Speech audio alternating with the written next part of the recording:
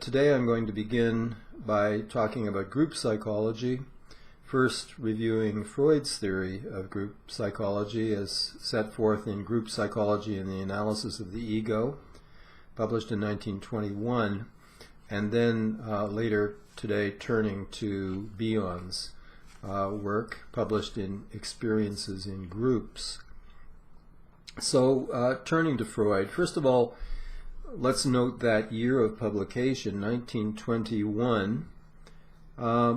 It's only 4 years later that Hitler publishes Mein Kampf, My Struggle.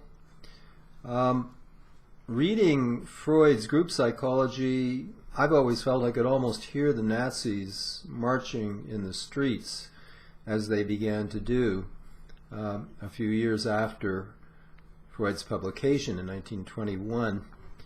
It's interesting that in Hitler's book, Mein Kampf, he celebrates what he calls the Führerprinzip in German. That's the leader principle, which established Hitler as the one and only person to whom party members owed loyalty unto death. The Führer principle, the leader principle.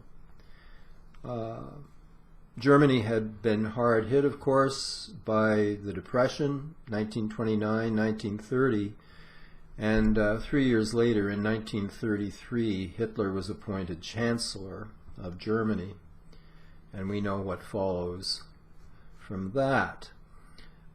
So here Freud is writing about group psychology, in which, as we're going to see, the leader principle is very central for Freud, and at the same time, the leader principle is absolutely central for Hitler. Freud begins by reviewing the work on group psychology by other major contributors to the field. First of all, Gabriel Tarde, born in 1843, died in 1904, and his book is called The Laws of Imitation, published in 1890. Then Gustave Le Bon, born 1871, died 1931. His book is The Crowd, A Study in Social Psychology, published in 1895. Then William McDougall, born 1871, died in 1938, 1 year before Freud's death. His book is The Group Mind, published in 1920, the year before Freud publishes Group Psychology. And finally, Sigmund Freud himself, born 1856, died 1939. His book is Group Psychology and the Analysis of the Ego, published in 1921. Now there's a common theme linking all of these books: regression. Individuals act differently in groups than they do in isolation, all of these authors argue, while occasionally in groups they act better than they would as individuals. Sometimes the group inspires people to act better, but more often they regress. Unconscious motives emerge, says Freud. The group produces, quotes, a sentiment of invincible power and omnipotence, and this enables individuals to act out impulses that they would ordinarily restrain. In the group, individual responsibility disappears, repressions are thrown off, says Freud. Conscience disappears. By conscience he means superego. He uses superego and conscience interchangeably. I myself make an important distinction between the two. But superego, or conscience for Freud, disappears often in the group. This does not surprise Freud, because he thinks that very few people really have a developed, internalized superego anyhow. Most people don't have much of a superego, Freud thought. If they conform, it's not due to internalized standards, it's because of what he calls social anxiety. Namely, it's the fear of being caught. It's the fear of being punished. That's what keeps most people in line. not an internalized moral superego. So with group encouragement and with the anonymity that the group affords, unconscious impulses are often unrestrained. Freud is reviewing the contributions of these other theorists. Bion points to contagion or suggestibility, hypnosis. Group members come to be in a special state very like hypnosis, but then Freud asks, who is the hypnotizer? And of course, for Freud, the answer is the Führer, the leader.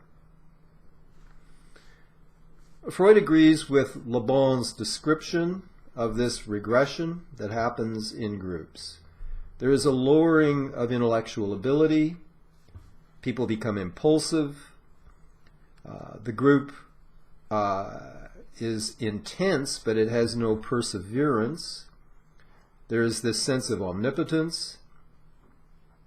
The group is credulous, ready to believe anything, open to influence.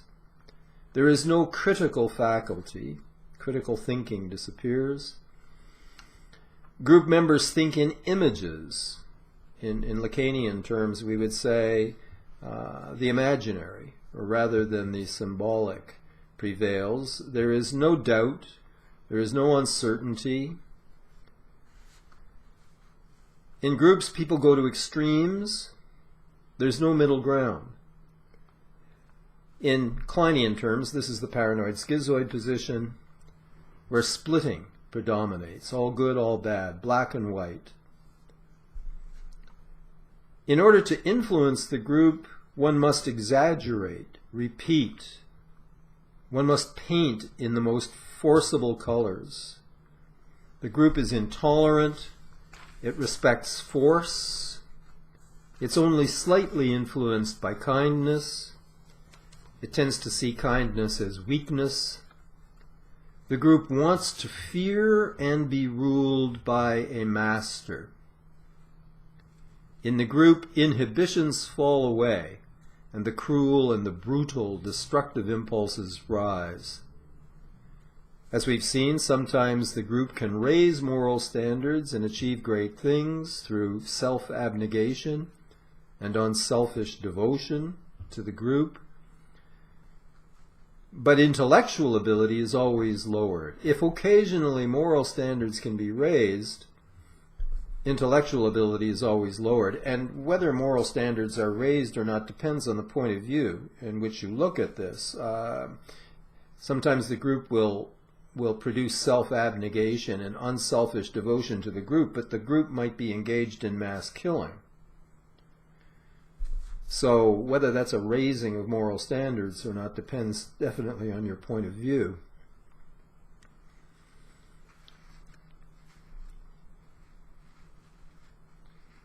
Freud argues that the group mind then is primitive and infantile.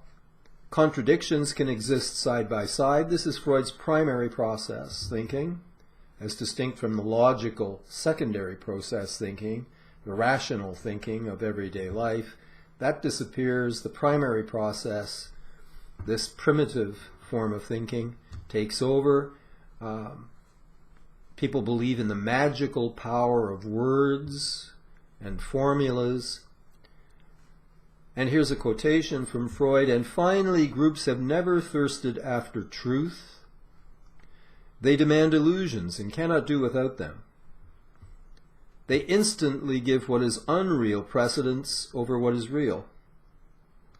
They are almost as strongly influenced by what is untrue as by what is true. They have an evident tendency not to distinguish between the two, truth and untruth. Reality testing declines in favor of wish-fulfilling fantasy."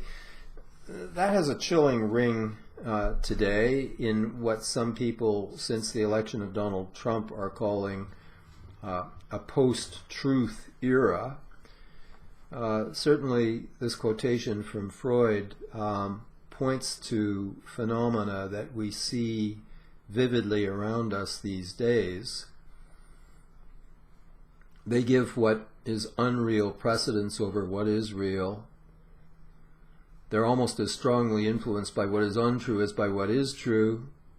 They have an evident tendency not to distinguish between the two. According to Le Bon, the group is an obedient herd. They place themselves under a chief. He must have a strong faith in an idea to awaken the group's faith. Both the idea and the leader must have prestige. This, of course, is what the great German sociologist Max Weber called charisma. The charismatic leader who is intensely invested in his idea, in his faith. One could say that, Freud doesn't exactly say this, but in Freudian terms one could say that the group regression means the strengthening of both the id and the superego over the ego. Remember, id and superego are closely allied. The superego is fueled by id aggression, turned largely on the self, and sometimes displaced away from the self onto others, onto the scapegoat. But id and superego in Freudian theory, in Freud's own theory, not so much post-Freudian theory. I mean, the post-Freudian theory kind of whitewashed the superego to a considerable extent and got it very much confused with a moral conscience. In my view, it is not at all a moral conscience. What it is hate, turned either on the self or on other people, scapegoats. So one could say that the group regression means the strengthening of both id and superego, at the same time a weakening of the ego. The critical thinking faculty disappears.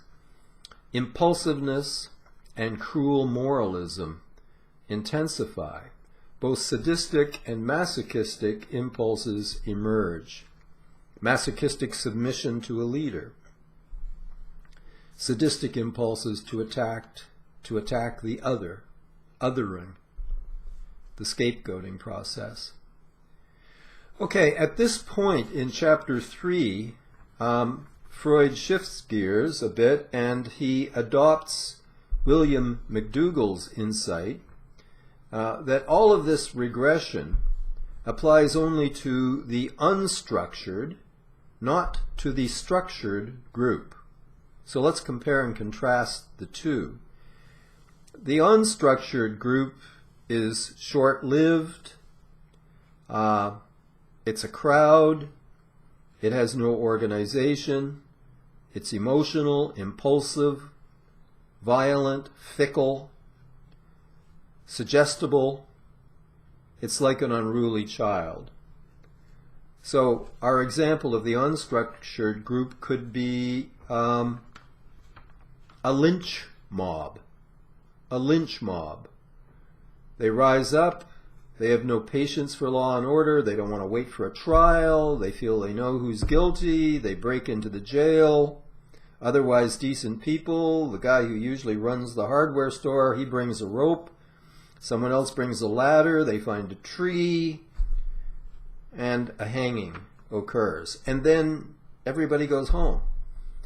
So this is a very short-lived, emotional, impulsive group without any ongoing organization. Compare this to the structured group. The structured group endures over a greater period of time, sometimes very long periods of times. It's organized. It's institutionalized. It has continuity. It has an idea of its own nature and its own composition. It has an idea of its different functions. It assigns people to different roles. You be president, you be treasurer, you be secretary. So it has a system of functions. It has traditions. It has customs, and sometimes its traditions and customs are written down in a handbook of some kind. It interacts with other groups. Okay, the structure and the organization of the group, especially for Freud, as part of the structure, Freud emphasizes the role of the leader. Having a leader, a Führer, prevents regression. Structure and leadership for Freud keep secondary process reality orientation in place. Structure and organization maintain what, as we will see shortly, Bion calls the work group, W for short, the work group. And it prevents the work group from regressing into what he calls basic assumption groups. If we want to put this into the language of Melanie Klein, the structured group operates in D, in the depressive position, whereas the unstructured group regresses to PS, to the paranoid schizoid position. Bion's work group, W, operates in the depressive position, where his basic assumption groups are operating in the paranoid schizoid position. Structured group, secondary process thinking. Unstructured group, primary process thinking. Structured group is guided more by what Freud calls the ego, whereas the unstructured group is dominated by id on the one hand and superego on the other.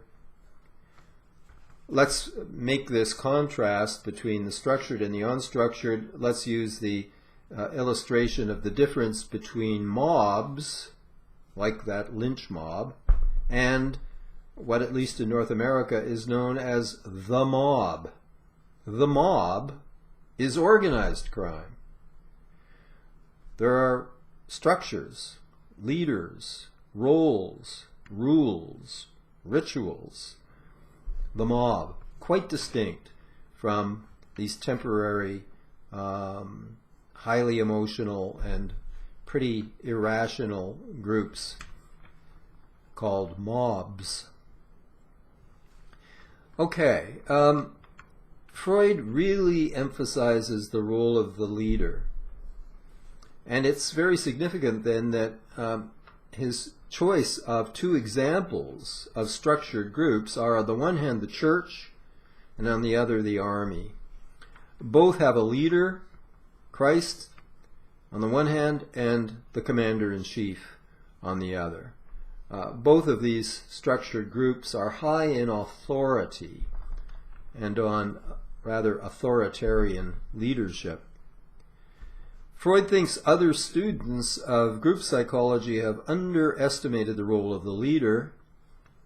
I think in compensation he overestimates the role of the leader, because Freud has no sense of groups that are structured not by a leader, but by democratically established constitutions, charters of rights and responsibilities, democratically established rules and roles, and so on. Freud has very little sense of democratically structured groups.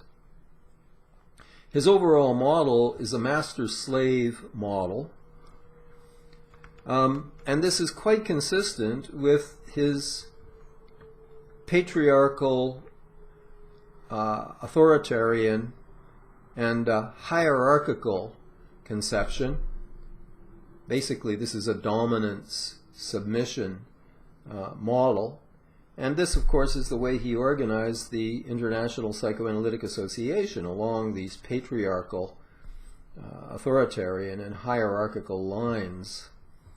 As we know, he organized a secret committee for the preservation of the faith, and so on. A very interesting article was published by the American analyst Arnold Richards in 2016 in Contemporary Psychoanalysis, Volume 52, Number 1, called The Left and the Far Left in American Psychoanalysis. Turns out that some of the key leaders of the New York Psychoanalytic Institute and the American Psychoanalytic Association had been, before the Second World War, had been card-carrying members of the Communist Party of the USA. That is, they were Marxist-Leninists. I've got nothing against their Marxism. It's their Leninism. That's the problem. I'm talking about Jacob Arlo, Charles Brenner, Ralph Greenson, all card-carrying members of the CPUSA. Of course, with the rise of McCarthyism and so on, I mean, they probably broke with the party much earlier. Maybe, probably some of them broke with the party at the time of the Hitler-Stalin Pact. And then they put this behind them and pretty much kept it a secret. But to me, this explains why they felt so comfortable in the organization established by Freud. Because Lenin, like Freud, established organizations along highly hierarchical, authoritarian, and patriarchal lines with secret committees. I mean, Leninism is about a vanguard party of intellectuals who rule the organization, often quite secretly.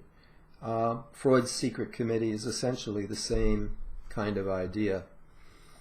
So no wonder Brenner, Arlo, Greenson, these guys felt at home in the IPA. It mirrored the kind of Leninist organization they were used to. Okay. I'm not going to go through the whole rest of this book. Suffice it to say that there are many other good ideas in group psychology. For example, Freud's distinction between in-group and out-group psychology. In any group, people who have to be together will develop elements of ambivalence and outright hostility towards one another. And the building hostility within the group can potentially explode the group, destroy the group. One way that the group can prevent this from happening is channeling the hostility towards an outgroup. That is, to scapegoat an outgroup. Sometimes the hostility within the group that would otherwise tear the group apart is channeled outwards into other nations. I mean, America was in trouble at the end of the Cold War. I mean, the Russian enemy was no longer there, but they quickly found another enemy, Islamic fundamentalism. Sometimes the group, instead of inflicting the aggression on groups outside entirely, will turn to subgroups within. A subgroup within will be scapegoated. The Jews, black people, whatever. Of course, this is also very useful to the elites, because if the elites, if the 1% can foment divisions within the 99%, all of this infighting among the potential opposition will undermine their capacity to form a united front against the ruling class. So this is the strategy of divide and conquer, which is a variant of in-group, out-group psychology.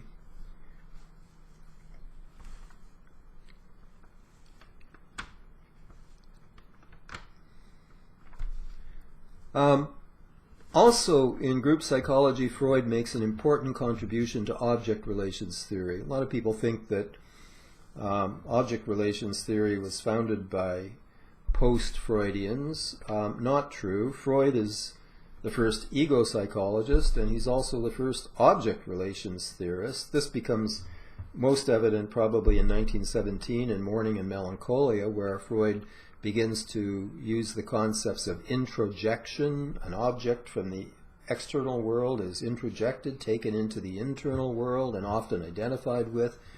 And these themes of introjection and identification are expanded upon in this volume as well.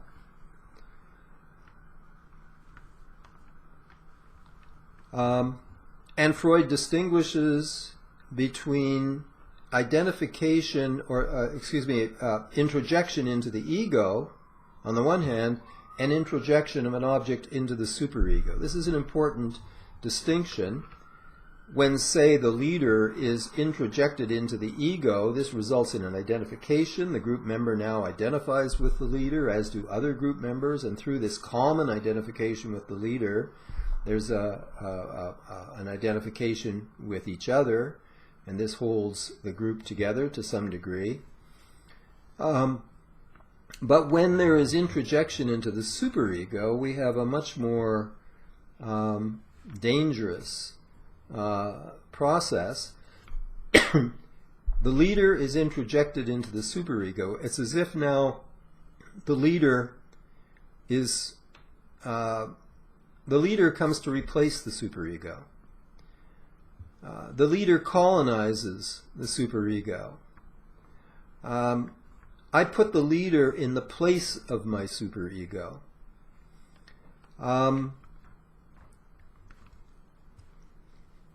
The leader takes over my superego function. I surrender my superego to the leader. I'm no longer a morally self-regulating person, regulating myself through my own superego operations. I've surrendered self-regulation to the leader. I simply obey. As Freud points out, so does the hypnotized subject, and sometimes we see this in relations of love, where the lover surrenders his self-regulating functions to the beloved. All of this work on introjection of the leader into the superego prefigures the work of Stanley Milgram, who, after the Second War, asked really the question, why did so many people submit to Hitler? And he designs those famous experiments on obedience, in which a student thinks that a fellow student in the next room is answering arithmetic questions and getting them wrong, and when he gets them wrong, he has to give him a shock, and he has to increase the intensity of the shocks because he keeps getting the wrong answers, and the scientist in the white coat tells him, this is in the interest of science, you must go on, and the guy in the next room starts screaming, but you must go on, and then having screamed, he falls silent, but you must still turn up the electricity, and a tiny minority of people were strong enough and had superegos enough, or conscience enough, I would say, to say, I refuse to carry on. The vast majority carried on, right to the end. So this is a graphic experimental illustration of what can happen when we surrender the superego function to a leader. Okay. There are two ways of reading all of this work about regression in groups. I think the first way of reading it is the more common. People read Freud as warning against the regressive forces in groups that threaten democracy. They see his book as anticipating the rise of Hitler and Hitler's appeal to the masses. In other words, they read Freud very like I think we could legitimately read Erich Fromm, who in 1943 published Escape from Freedom. Fromm was writing about how the masses are ready to escape from freedom, either into communist totalitarianism or into Nazi totalitarianism, because freedom, individual self-responsibility is such a burden, people are very ready to escape from this by submitting to a leader. Now for Fromm, this is clearly a warning. Fromm was a Democrat, and he wanted to preserve democracy against the totalitarian threats from both the left and the right. He was a Marxist, but not a Leninist. He was a democratic Marxist, and was very interested in democracy. And so a lot of people assume that that's how we should understand Freud.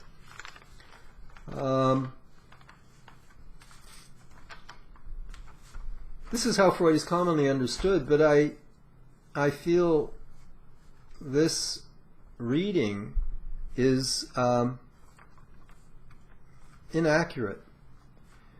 So I'm going to quote now from a chapter of my forthcoming book titled Psychoanalytic Thinking, Essays in Critique. It will be brought out by Routledge sometime in 2018.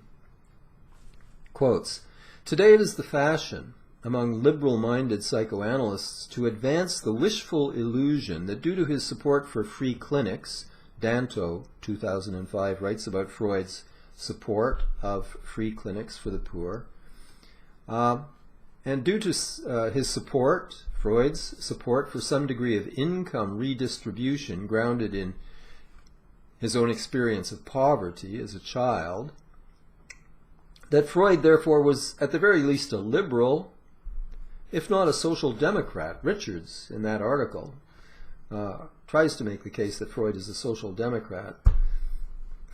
Anyone interested in scholarly objectivity, however, will be forced to take note of such contrary facts as the inscription Freud wrote in presenting one of his books to Mussolini. Quotes, "Benito Mussolini, with the respectful greetings of an old man who recognizes in the ruler the cultural hero," unquote. This was, of course, before Mussolini turned on the Jews. Freud changed his attitude. But at one point, Freud had great admiration for the leader as cultural hero. In its stress upon the dangerously regressive and irrational proclivities of groups, Freud's group psychology, like the works of Le Bon, Tard, and others, contributes to the literature on mob psychology produced by bourgeois thinkers fearful of the power of the masses to make revolution, as they had in 1789, the French Revolution, recall the storming of the Bastille, and again in 1917, the Russian Revolution. Bourgeois thinkers were suspicious of mob psychology because mobs had a way of overthrowing them. Given the central emphasis in his group psychology on the need for strong leadership to prevent regression, his obliviousness to groups organized instead by democratically instituted charters of rights and responsibilities, given his disparaging remarks about the proletariat as lazy, stupid, and oversexed, given his view of America, including its democracy, as, quotes, a mistake, a gigantic mistake. That's reported by Ernest Jones, 1955, page 67. We might be inclined to agree with him these days that America is a mistake, a gigantic mistake, but I would argue that it was a glorious experiment that seems to be failing. Given his organization of the IPA along authoritarian top-down lines with secret committees dedicated to the preservation of the faith and so on, in the light of all of this, Freud's gesture of respect towards Mussolini, the great leader, becomes intelligible. His view of the superego as the source of law and order and a bulwark against barbarism formed a central element of Freud's increasingly reactionary socio-political vision, a perspective that may well have inclined some of his readers, such as Henry Kissinger, to view Western, or more accurately, American power as the superego, defending civilization against the unruly, primitive id forces threatening from the East. One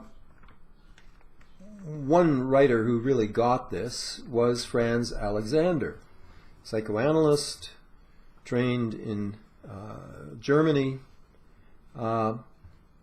moved to America, established the Chicago Institute of Psychoanalysis.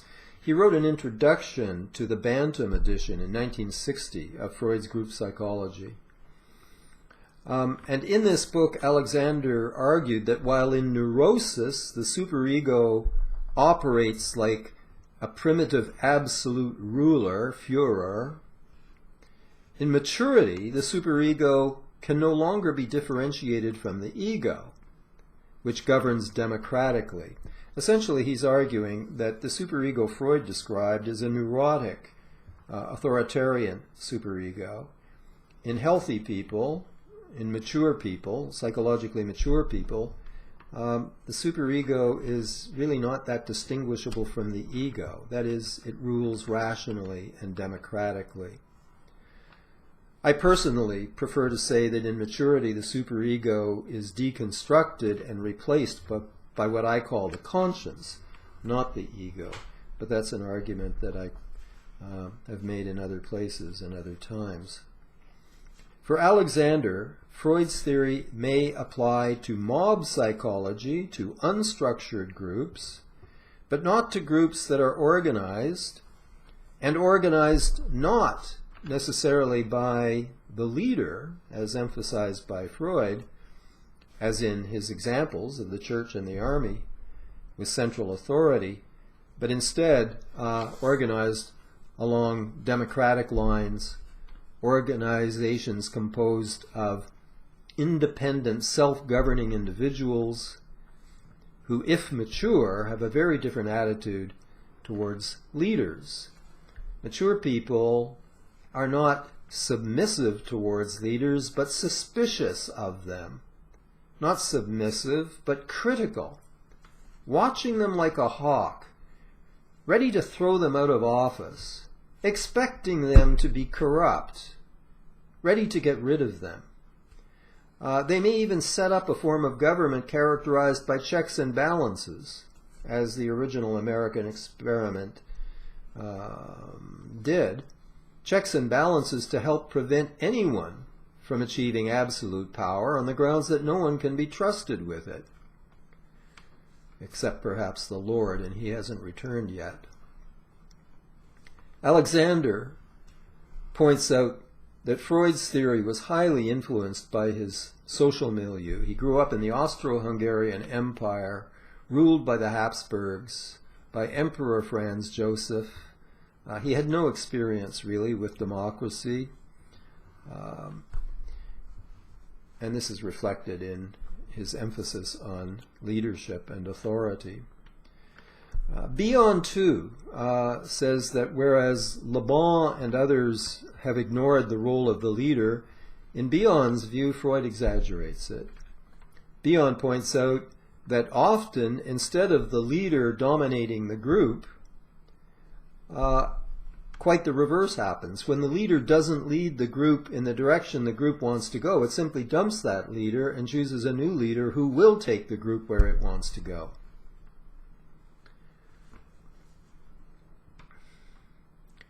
Freud does not understand societies held together by common abstract principles and ideals such as freedom, individual responsibility, and self-government, rather than by a strong leader. Alexander writes, quotes, "The guiding principles of free societies, the stress on the individual's critical faculty and self-responsibility, are contradictory to that blind obedience to authority which is the essence of hypnosis." And of course Freud, to a considerable extent, took the hypnotic situation as his example of what happens in the group situation. Okay, in summary, while warning us of the dangers of regression, Freud's group psychology fails to point the way beyond the id and its repression by the superego. He fails to point us beyond regression on the one hand and authoritarianism on the other. In my view, democratic principles and institutions represent both rationality and mature morality. They represent both the ego, reason, and conscience. In Kleinian terms, democracy represents the depressive position, or Bion's work group, W, while both the regressed masses and the dominating superego authority are operating in the paranoid schizoid position. Due to his neglect of democratic principles and his excessive pessimism regarding human nature in general, and his excessive pessimism regarding human nature in general and the proletariat in particular, Freud fails to really help us transcend the master-slave dialectic. Okay, turning now to Bion. During the Second War, Bion conducted some fascinating experiments at the Northfield Military Hospital in England with groups of British soldiers, and he reported on this work in his 1959 book, Experiences in Groups. Bion would arrange for a group of people to meet together regularly with him to work together on their emotional problems. They thought that this would be group therapy, and they expected this group therapy to be led by Dr. Bion. But he would then refrain from leading the group, restricting himself to making occasional comments on the group's behavior. Instead of functioning as a group leader, as group members expected him to, he operated as a largely silent group analyst, sat there sucking on his pipe silently, restricting himself to occasional interpretations of the group's behavior in response to his abdication of the expected leadership role. These came to be known as leaderless groups. The type of group that remains focused on and effective in carrying out its work, Bion called the work group, W. It generally requires active leadership and a clear structure of roles, rules, and responsibilities to be maintained. When the expected leader abdicates, as Bion did, the work group tends emotionally to regress and to lose sight of the work it's supposed to be doing. Instead, it begins to behave in accordance with what Bion described as irrational basic assumptions. Basic assumptions are essentially the same thing as Melanie Klein describes as fantasies, spelt with a PH, unconscious fantasies. So the work group operates in Melanie Klein's depressive position, whereas the basic assumptions come to the front when the group regresses into the paranoid schizoid position. So in the absence of clear structure and leadership, the work group is displaced by one or another of three basic assumption groups, depending upon which of the three basic assumptions achieves dominance in the group at any particular time. In the BAD group, BAD, Basic Assumption Dependency, the group assumes it needs an omnipotent and omniscient leader. Those are the two of the three classical definitions of God: omnipotent, all-powerful; omniscient, all-knowing; benevolent, all-good. So in BAD, the group assumes it needs a God, and it longs for and it awaits the return of this God. God has died. The leader has abdicated the leadership role. God has died. The group feels it needs a God. It awaits the return of the God or demigod upon whom it can depend for direction and salvation. Okay, basic assumption dependency. Second, is the BAP, basic assumption pairing. The group tacitly supports the building relationship between a pair of its members. Instead of resenting that two of these people are hooking up, it could be a man and a woman, it could be two men, it could be two women, doesn't matter. The group is kind of fascinated by the fact that these two are hooking up in some way, and the group tacitly supports this, as if the group assumes that their union will magically result in the salvation of the entire group, perhaps through the birth of a Messiah who will lead the group into the promised land. Somehow these two are getting together, and the rest of the group seem to be thinking somehow through their getting together some solution will be born that will lead us out of this wasteland that we find ourselves in, since Bion is refusing to do his job and lead the group, since God has died. Basic assumption pairing. And then finally, the third BAF, basic assumption fight-flight. The group feels itself to be threatened and imperiled by some enemy, and it seeks a leader who will organize it for and lead it in a fight or in flight. So perhaps it's already clear how all of this may be applied to the interpretation of William Golding's novel Lord of the Flies. The experience of the boys resembles that of Bion's group members in that both suffer from an initial lack of leadership, due in one case to Bion's abdication, and in the other by the absence of any adult leadership on the island. The plane has crashed, the adults, officers have died. The boys are alone on this island.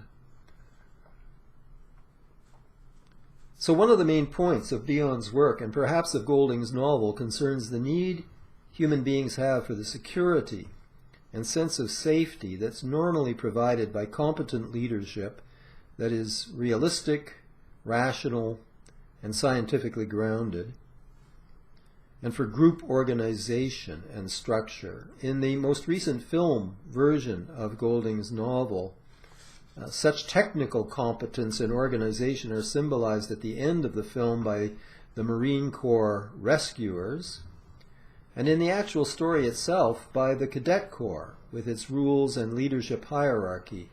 The boys on the plane are part of a Cadet Corps, and Ralph is a cadet colonel. Rational leadership is also symbolized by Ralph's rational concern to maintain a signal fire in order to facilitate rescue, and his use of Piggy's glasses. Piggy has the thick glasses, and he knows that you can focus sunlight and start a fire this way. Piggy also knows how to make a conch shell function like a Cadet Corps bugle, which they use to summon the boys to a group meeting, a meeting of the community. So the conch shell, the bugle, symbolizes democracy, a gathering of the community to make decisions. Piggy also has other knowledge. He knows that we need to guard against eating poison berries or eating uncooked pork. And together, Ralph and Piggy represent the need to maintain rules and regulations for the community. So this is rational authority or leadership. This is Freud's ego, represented by Ralph and Piggy. Whereas Ralph and Piggy represent leadership based upon the values of reason, science, and democracy, there's another leader, Simon, who represents the civilized and humane values of kindness, empathy, and care. Simon displays a gentle and compassionate concern with the creatures of the forest, and in one film version of the novel, he nurses and protects one of the dying captains. In one sense, however, he too stands for reason. He comes to tell the boys that the monster they fear in the cave is merely the dying captain. But before he can alleviate their irrational anxiety through this revelation, he is killed by Jack's crazed horde. Viewed as a Christian allegory, Simon represents gentle Jesus offering us love and faith to replace our hatred and fear of death, but who himself is slain. He becomes the target of our irrational, fear-driven hatred and is killed. He's trying to bring the good news. Gospel means good news. He's trying to bring the good news, but before he can deliver it, he's slain by Jack's horde. He represents conscience.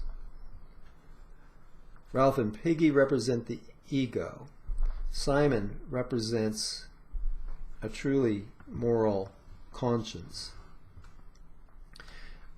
So these three leaders, Ralph, Piggy, and Simon, succeed in providing humane and rational leadership for a time, but they're only boys after all, and in the face of growing anxiety at not being rescued, exacerbated by Jack's spreading the myth of the monster, the values of reason and compassion that they represent are gradually displaced by the regressive, magical, and authoritarian type of leadership provided by Jack, a leadership founded upon fear and hatred rather than reason and love. This is a novel well worth reading today, along with Orwell's 1984. Bion observed that such regressive leadership, like Jack, often emerges in the so-called fight-flight type of leaderless group. He writes, quotes, "The kind of leadership that is recognized as appropriate in this situation is the leadership of the man who mobilizes the group to attack somebody, or alternatively to lead it in flight," unquote. Since the flight option was not available to these boys, trapped on an island, fight became the only regressive option. But fighting requires that there be an enemy. The alternative leader, Jack, provides the boys with something to attack, initially through the hunt, the wild boar, and later through the myth of the monster. Well, it's obvious that one way to read Lord of the Flies is as an allegory referring to the breakdown of the Weimar Republic's attempt at German democracy between the wars and the emergence of Hitler and his genocidal scapegoating of the Jews. Toward the end of the novel, Simon is mistaken by the frenzied boys for the monster. Piggy, the voice of reason, is killed, and Ralph, the former leader, is hunted. These are attacks on reason and conscience. When the rational leadership fails, Bion writes, most groups find a substitute that satisfies them very well. Quotes, "It is usually a man or woman with marked paranoid trends. Perhaps if the presence of an enemy is not immediately obvious to the group, the next best thing is for the group to choose a leader to whom it is obvious. That is, a paranoid person. In one of Bion's groups, a Mr. X emerged as leader. Bion writes, quotes, Mr. X had no need to speak in this group. He was at one with the group. For the feelings about which he is most guilty, his destructive hatred, are feelings which are licensed by the basic assumption that the group has come together to fight or to run away.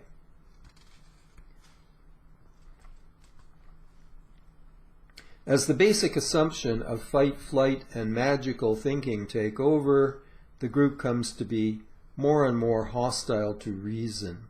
Quotes, group power is believed to flow not from science, but from magic. Quotes, one of the characteristics demanded of the leader of the group, then, is that he should either be a magician or behave like one. Unlike Sigmund Freud and Gustave Le Bon, who believed the leader exercised suggestive and charismatic power over the group, much as the hypnotist holds the hypnotic subject in his sway, Bion believed the group shapes and selects the leader rather than the leader shaping the group. For Bion, when the leader does not respond or correspond to the needs of the basic assumption group, the group simply ignores him and chooses another leader. We witness this in Lord of the Flies, as under the sway of their building anxiety, the boys increasingly come to abandon the work group and its rational and compassionate leaders, Ralph, Piggy, and Simon. Anxiety has intensified their dependency longings, which they channel toward Jack. Jack then stimulates their anxiety further and directs it into the fight with the monster and its surrogates, the scapegoated former leaders of the work group. Bion writes that the new leader, quotes, "The new leader, in my experience, is without exception a thoroughgoing psychiatric case. We have reached the position. The group is engaged in sustaining, placating, soothing, flattering, and deferring to its most ill member, who is now the group leader," unquote. When I presented this material sometime last year, one of the students asked at this point, "Is this the Trump effect?" Bion goes on to elaborate on the fact that in these situations, with the failure of rational and compassionate leadership, the group turns to, quotes, "the most psychiatrically disordered member for leadership," unquotes. The belief in the, quote again, "the belief in the holiness of idiots, the belief that genius is akin to madness, all indicate this same tendency of the group to choose, when left unstructured, its most ill member as its leader." Quotes, "In its search for a leader, the group finds a paranoid schizophrenic or malignant hysteric, if possible. Failing either of these, a psychopathic personality with delinquent trends will do. Failing a psychopathic personality, it will pick on the verbally facile, high-grade defective." I think he means malignant narcissist. He says, "I have at no time experienced a group of more than 5 people that could not provide a good specimen of one of these," unquote. Well, I think America found a pretty good specimen of one of these. So let me summarize 3 key points. 1. In the absence of rational structured authority, structured either by leadership or by democratic principles, groups regress, and they become governed by irrational basic assumptions such as fight-flight. To prevent this from happening, rational structure and organization appear necessary. 2. When such regression occurs, groups turn to their most psychiatrically disturbed member as an alternative leader. 3. This paranoid, hysterical, psychopathic, or narcissistic leader stimulates the group's anxieties, as did Jack's spreading the myth of the monster, and offer a spurious sense of security through his or her apparent energy and certainty, through the use of magic, and through scapegoating individuals or groups as the monster to be feared and eliminated. So the next time you're in a situation where rational authority is absent or appears to have failed, and you find yourself drawn to a substitute leader, ask yourself the question, am I beginning to put my trust in the most emotionally deranged person in the group?